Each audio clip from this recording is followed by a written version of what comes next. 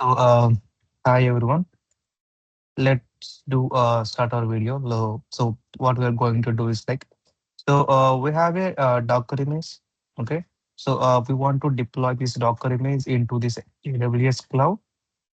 So, I want to deploy this one in the Fargate. Okay. So, I don't need to maintain this infrastructure and all. So, the main goal is to deploy a Docker image into Fargate. And we're also going to place a load balancer before it. So we don't need to care about what the IP address it was getting and how many targets it was deploying. Okay. So we don't need to bother about the of whatever the application was running. We only need to hit this load balancer. It will route our traffic into healthy and free Fargate. Okay. So let me explain what I'm going to do. So yeah, so we have a Docker image here. Okay. So basically it was placed in the AWS ECR, which is container registry. So we are going to push our Docker image into AWS ECR. From there, we have a ECS, which means container service. So the container service will be responsible to deploy our Docker image into this Fargate. So basically, you can choose the Fargate as a deployment environment, or the EC2 environments, or the Lambda one. Okay. So for now, I choose a Fargate to deploy this application Docker image on other application, Docker image into this Fargate. So once these Fargates are up and running, we are going to check with their IP address whether they are working fine or not. But I don't want to trigger the application ID because public ID will be shared like changes every time. So I want to be the address which is unchanged. Okay. So for that, I was using the load balancer because load balancer has a DNS name. So with this DNS name, we are going to route the traffic. Okay. So whenever the user hits the DNS name, it will route the traffic to load balancer. Load balancer will route our traffic to free Fargate. Okay, so let's go with this. So here I have defined a task definition and the service. I will explain it later. So the first thing I have to do is like a push a Docker image to ECR. So let me show you here. So Docker images. So actually, I have a Docker image which is a user registration one. Okay, so I will push this into Docker AWS. So before you are pushing this Docker image into AWS, you have to create a registry. Okay, so first you have to create a place where the image has to be sit. Right. So I will create a repository. So my repository name is basically the application works for creating a username, like a user registration details. Okay. So I will show you like what the output was. Okay, let me show you before only. So let me run this Docker image. Docker run. I was port forwarding to 8081 and where the internal container port number is 8080 and my Docker image name is user registration. Okay. So it will be up and down. It is Spring Boot application. It was saying it was started. Let's go to Chrome and see localhost 8080. Sorry, not 8080. Well, it's not 8080. It's localhost 8081. You see, you can see here. It was asking for username. Let's see Vinay and mail and the phone number. Okay. Yeah. So you can see here user was registered. So I just want the simple application here. Okay, let's stop this container. It was stopped. Let's push our Docker image into the cloud. So I will create a first simple repository sample.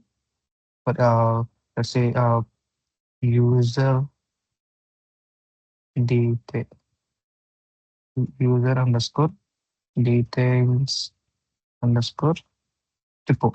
Okay, and it is mutable, which means image tags can be overridden. If you want to change the tag name, you can be changed. This is encryption things. So the rest all will be same. Let's create the repo. Yeah, so our repo is created. Let's open this repo. So here you can see view push commands. So basically, AWS giving you the commands you can use to push your code. Okay. I just copied my first thing. So you can see what it was showing. First, you can see retrieve an authentication token and authenticate your Docker client to your registry with AWS ELA. So it was asking you, it was asking you a Docker which was running in your local to authenticate with the AWS. Okay, so that they can push with a session token. So I will copy this code and paste it here. Enter, enter. You can see login was succeeded, which means you have a token now in your local. 1 second, I will close this one. I was new to this field. Mostly I used let's minimize this. Yeah, what's going on? Yeah, so it was succeeded. So I have in my local, I have a token to push. It was saying you have to run this Docker image build, but I already did it. So I don't need to build again. So after that, it was asking me to put a tag. Okay, you can see after the build completes, tag your image so that you can push image to this repository. So it was asking me to add a tag here. So I will pay copy paste here. So actually, I need to same do some changes.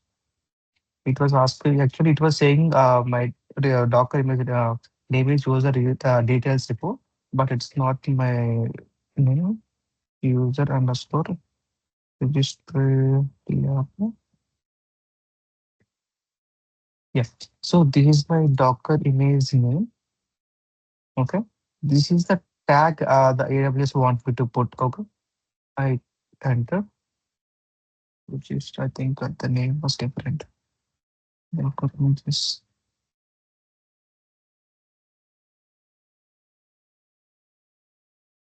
It is not underscore. Yeah. It's hyphen. Let's give me a second.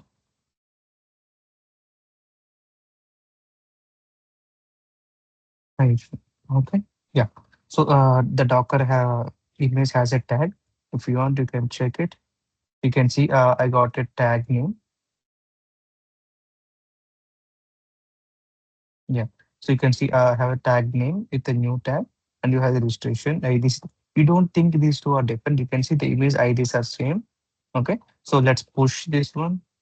Let's copy it. Copy. Docker push. Control V. So our image was pushing from our local to AWS. So let's wait until it's finished. Yeah, so it was finished. Let's close this one. Refresh. You can see I got a latest Docker image. Okay, so this is our Docker image which was created now. Okay, so yeah, so what have we already done? We pushed our Docker image to ECR. Now we want to configure the ECS to push our code to the Fargate. Okay, so let's go to ECS. So we can do what we can do is like okay, so before well, that's fine, that's fine. You can go to container service ECS container service. So let's get started with the cluster. So cluster is like a workspace. Okay, the workspace for your whole ECS service. Okay, let's create a cluster. Cluster name. What we can do? User underscore registration underscore cluster. Okay, fine. Yeah. So I have given my cluster name, and you can see I was selecting only the Fargate only. I don't want to explain everything, so just choosing a Fargate only. I don't need monitoring. I don't need encryption. I don't need tags. I just create. So our workspace was getting created.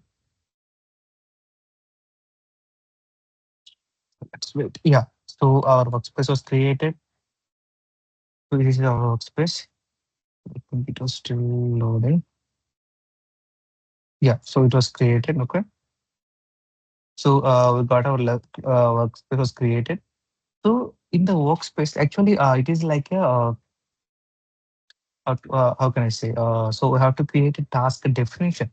So in this workspace, we are telling AWS to deploy our Docker image, like not AWS container service. We are telling our let me show.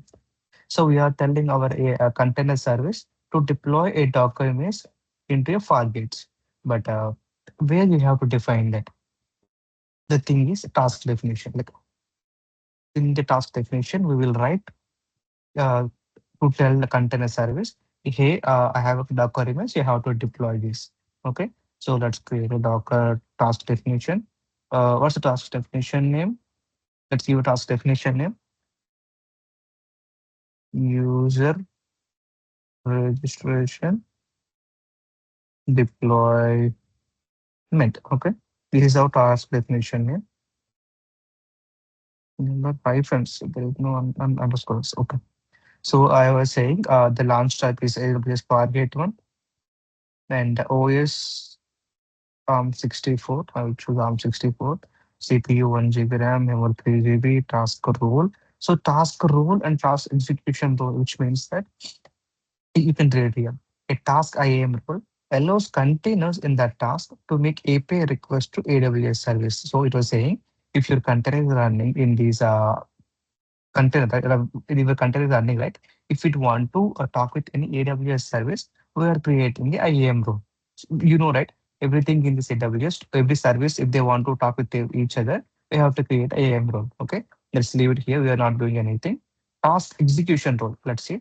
A task execution IAM role is used by the container agent to make AWS API request on your behalf. So it was saying your container, if your container wants to talk with any service on behalf of yourself, like inside the container, you have to create a task execution role. So let me create a new task execution role. That's it. So what is the pod name? Actually, we already have a pod, but inside this, so let's assume this is like a Docker file. Okay, we already have an image, uh, but here we have to define the Docker similar to Docker file. Okay, so let's say what is my pod name? Uh, sorry, the container name, user registration container. Container. Okay. Yeah. So here you have to select your image. So let's go to have only one repo, and I have only one image. Like this image. So it was saying which port to be open. The 80 is already open. Let's add 80 also inside the container. HTTP. Okay. So I just opened 80 and 80 ports in this. So everything is good. I don't want to touch anything. Yeah. So we have created a task definition, like a file that tells to container service to execute our task. Okay. So let's go to again service, again cluster. Inside the cluster, like we are entered now this workspace. So here we have to see two things: service and the task. Service is like a controller. So we need someone to execute a task, right? The person. We define the task which to be done in a file, but we need someone to run those tasks, right?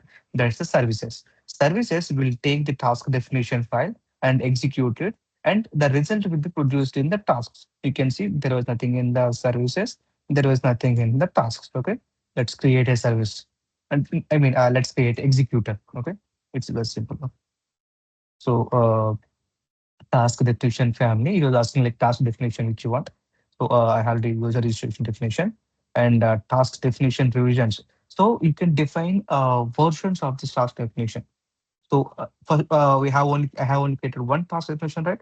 Like I haven't updated anything. So the latest one will be the first one. Okay, first one and the service name.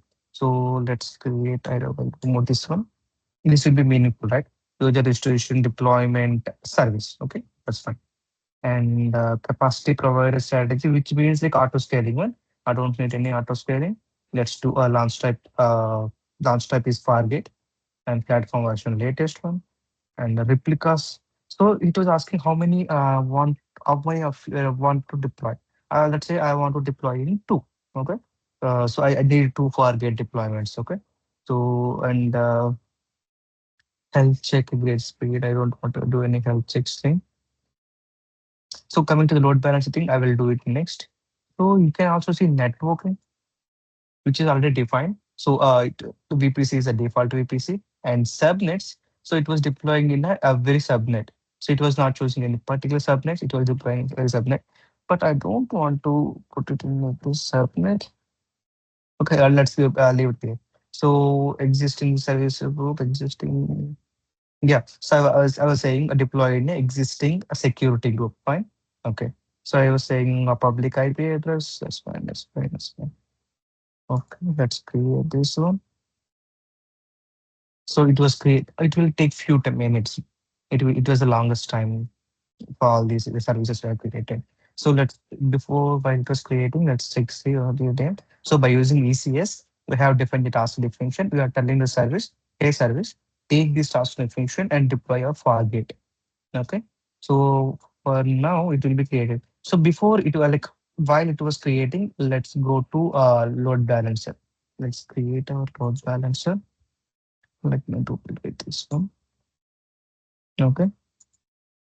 Let's go to application load balancer. No, application load balancer. It's a load balancer. Let's go to load balancers. Let's create a load balancer. Okay. Let's do one thing. Before creating a load balancer, I'll go for target groups. Okay. So create a target group. Target group will copy that. The load balancer will be taking. So the load balancer will route to the traffic to whom? uh, you don't need to specify each IP address. You can group them everything, and you can give this group name to the ALB. Okay. So suppose your application Fargate one will deployed in subnet one and Fargate two deployed in subnet two. You don't need to specify, hey, I have a subnet IP address of this one and I have IP address of this one. You don't need to mention everything. You can make a group of these two Fargates and give this group to the ALB. Okay. So let's do the same thing. So the main important thing is you have to select this type is IP address, not the instance. Here you can see some the most people will see here you can see ACS services. I can choose the instance. No, you have to choose the IP address based the target groups. Okay, because here the instance is Fargate. We don't have any instances maintaining the Fargates, okay, right? Because AWS will maintain this Fargate thing. The only thing we will maintain is the IP address. In that also, public IP address will be changed every time. Only private address will be constant, okay? So we are working on the IP address of these Fargates. So let's target group, uh, user registration, teasing target group. So protocols. So here so the what let's say what it was saying protocol for communication between the load balancer and the target groups. It was saying what type of protocol do you want to use, HTTP or HTTPS? For me, I use HTTP. And which like at which port? So it was asking me how the load balancer will be talk to the target groups on 4080. Yes. Use IP4 address. Yes. This is the default VPC. Yes. P1. Yes. Health checks. So health checks is nothing but the application load balancer will make sure the Fargates are working fine. Okay, so that it will every regular interval of time it will send a request to the target groups to check whether the health is working properly fine or not. So it was asking me at which path you want to check. I was saying you can go to the root path and check. You can get the response from there so that you can say the my application working fine. Okay, so let's create this one. So it was saying that the network as we selected IP type. If you select the instance, it will show you the instances. So if you have selected IP addresses, this is my VPC subnet. Okay, not the particular subnet. It is the VPC subnet. And say yeah, everything is good. Uh, the ports are also 80. Let's next. Let's create a target group. In the meantime, let me check the services here. So our service is created, and let's see task. So you can see our task is also running, right? Okay. So Okay, let's complete this one first. So we go to the load balancer. We create a load balancer. I want application load balancer. Okay, load balancer name is like user will be means load balancer. So you want this application load balancer internal or the internet facing? I say internet facing. So the people directly ping this application load balancer without any VPC anything. So let's say I have these are the same thing. Same thing. The VPC default VPC and availability zones. So here we have to select at least two availability zones and secure group default and protocols. So give me a second. Listening ports. Yeah. So it was same thing.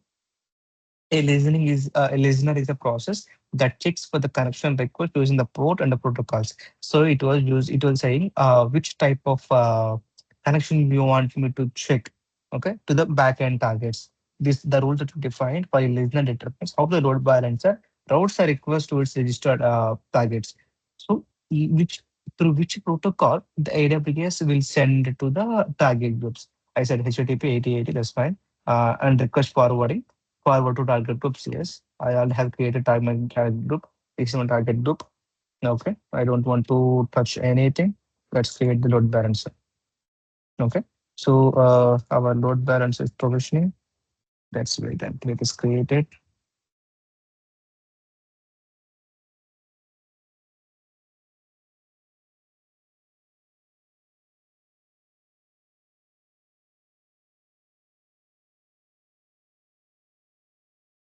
Just a second. Still in provisioning state.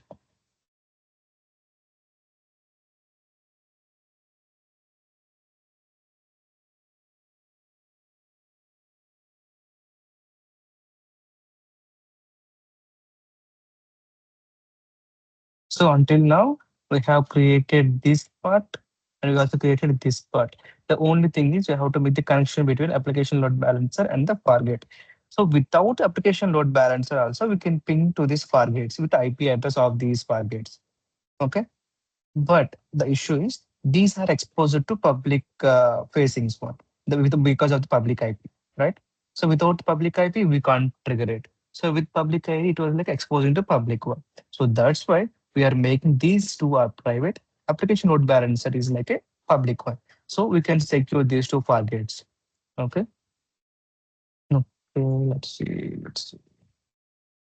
Just still in the creating mode. Okay. Let's refresh the whole page. Still in provisioning mode. Okay, in the meantime, let us trigger these two targets with their own IP address. Okay, let's put the task. These two are running. Why there was two running? Because in you see if you remember, I have defined replicas as a two.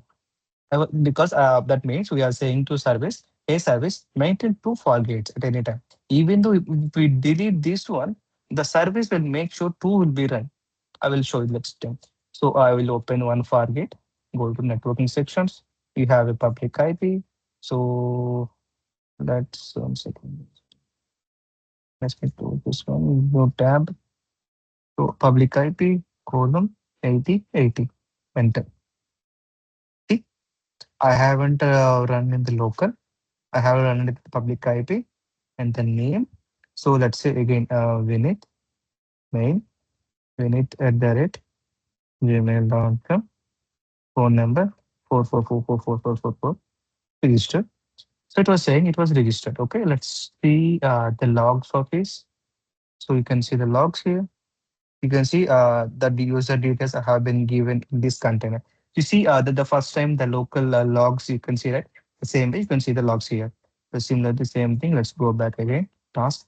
Now choose the second one. Networking. Public IP. Let's paste this public IP. Column 8080. Enter. You can see same thing again. You can do the same thing again. But here you can see the application is exposed to public one. And suppose, and here both are like, what can I say? I can't every time I can't remember these IP addresses. And also these IP addresses, these will be changed at a regular interval of time because it was costing some money. Okay. I don't want to do this one. I want a constant one, so that's why I'm using load balancer. Yeah, so our load balancer is active. You remember, right? Until now, we have these part and we have a load balancer. We have to establish these two connections now. Not two connections, one connection. The application load balancer will take care of it. Okay. So where we have to define that, okay, to make a establishment. So that was the service one. Go to cluster, open your cluster, open your service. So we are updating the service now. So in the service, if you remembered, I said I will tell about later that the load balancer. So you are choosing load balancer. Yes. VPC default VPC. Yes. Add a load balancer. So load balancer type application load balancer. Yes. Container. You remember this is the name I gave. Yes. Container. Yes. Load balancer. User load balancer. I created one. Listeners 8080. Target groups. I have created target group. Everything looks good, right? So I just place the load balancer here, update. So it will take some time. It has to update our service. Let's go to again cluster, service, task, everything good. So everything seems good. Fine. Okay. Let's so until now what we have done, we established the connection between application load balancer and the Fargate. Let's check it. So this is the application load balancer. So let's take the DNS name. So this is the DNS name. Copy it, take a new tab, paste it, enter. Okay, 1 second. Hold on. 8080. Just wait it. Why it was happening? Just give me a second. It was saying the site is not reachable. It was just saying uh, bad gateway errors. Okay, let's troubleshoot this one. The most reasons here like because of a security groups. So let's go to our service. Go to our service. Networking. 1 second. Networking. So I think, yeah, so let's go to security groups. So mostly security group gonna stop us to connect to it. Refresh it. Let's check inbound doors. Yes, it was saying public access and also inside the same thing. Save it. Let's remember this one. CB3F. Okay. Let's check whether we are using the same thing. CB3F. Okay. And are we using the same for the load balancer also? Load balancer, load balancer. Because everything has to be in the same security group. Otherwise, it won't allow each other. Load balancer, networking. Just networking. So let's check actually the health of these backends target group. Let's go to target group.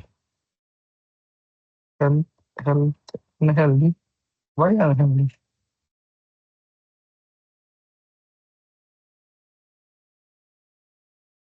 Okay. Let's go to service again, update the service. Load balancing. Let's remove this one. Add load balancer. Okay. Actually, my application is running at 8080, not 80. Okay. So load balancer, low. Listener is 80. Okay. The listener communication is 80. Okay. Target group. Update this one. Nothing here. Now everything is done. Let's work it here. Refresh. Let's give a port number here.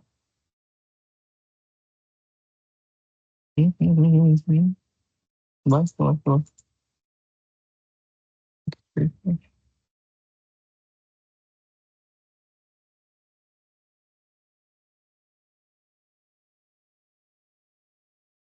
Well, bad getting right now.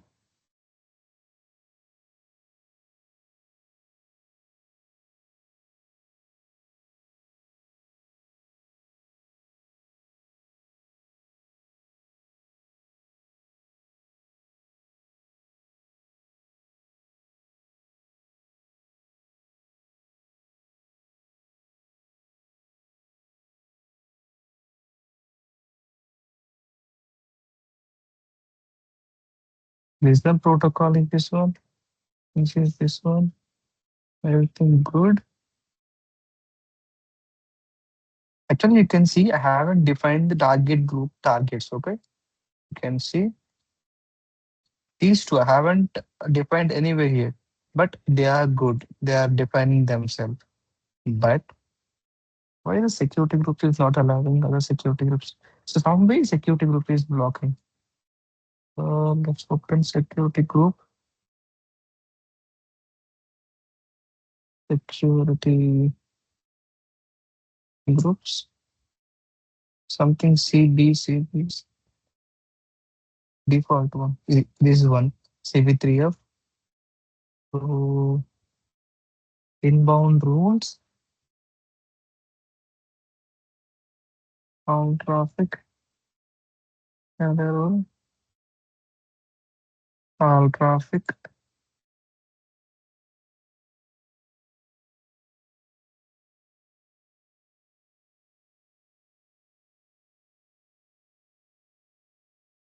But everything's good. I don't. We don't. Okay. Let's refresh this one. Service tab unavailable. But these two are running here, right? Continue. Yes. Not registered. You can see, but these are running still here. So why load balancer is not able to route the traffic on secondary?